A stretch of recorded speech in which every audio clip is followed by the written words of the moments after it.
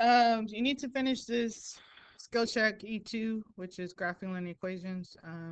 Basically, I'm just gonna show my pen if if it lets it work. You can have equations written in different forms. This first one is in slope-intercept form, mx plus b, y equals mx plus b. So you have to remember you have to graph the y-intercept first, and then you use the slope that second. Oops. And this is when we're using our rise over run. So on this, you're just gonna be putting in the graph. If you notice, you hover in the coordinate plane that's a little point parts up. Our y-intercept is 8, so on the y-axis, I pop a point, click right there at 8. The slope is a -8, so that means I gotta count down 8,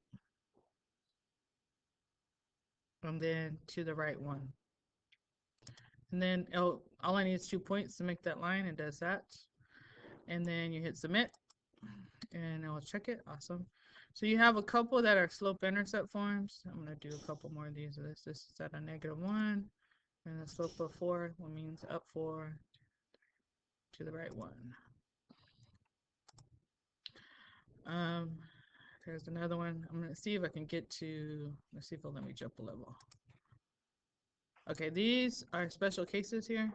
This is x equals 1. So on the x-axis is 1. This is a vertical line. So it doesn't matter. Just make sure you get a point, another point, and get that vertical line there. Here, y equals 3x. There's no b, but so that means it's at the origin at 0. And then we have a slope of 3. Up 3 to the right 1. Okay. Trying to see. This is a horizontal line when there's no x. Just the number, we go on the y-axis and we make a horizontal line. Okay. Uh-oh. Let's see if it'll let me jump a little bit. There is one where it's in point slope form. Hold on, it's not showing. Just a second. Let's see. Okay, I got reconnected. So here's a more in slope-intercept form. Here we have a y-intercept of a -7. So we start here on the y-axis, the -7. Our slope is -3/4. So that means down 3, but then to the right 4. If I go to the left, the line's going to be increasing. We want it to be decreasing. So 1, 2, hold up, down 3, 1, 2, 3, to the right 4, 1, 2, 3, 4, and then that's our line through the point. Now, this is the one I want to talk about. This is in point slope form, and this goes with problem 11 here. If it's in point slope form, we just need to first plot the point out of getting in the numbers out of the form, and then use the slope to graph. We don't need to distribute and solve for y, because if you do that on some of these, it's going to be a decimal answer. So in parentheses is the x one. Let me see if I got a pen over here. All right, so here's my x1 and here's my y1. But when I take it out, I'm going to do the opposite. So the point is actually a -4, comma, since this is +4 right here, again, we're going to do the opposite, -4. So we start off with plotting that point. So -4, -4, plot right there. Then we're going to use the slope right here of 4/5. So because I have this point, now I'm going to count up 4,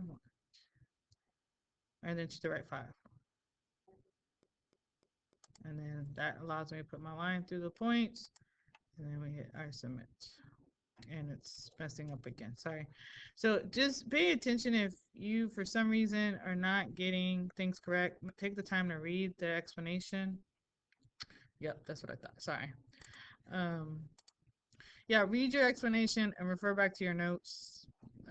Basically, you got to know everything that we've done on our foldable, including the types of slopes, change in y over x, rise over run. Okay, but mainly it's going to either be, let me get to it, it's going to be number 11 here, or it's going to be, when we did them, I think on this one, and slope-intercept form, where you might have to solve for y. All right, I hope that helps. Get that done. Your score will be a grade. Thanks.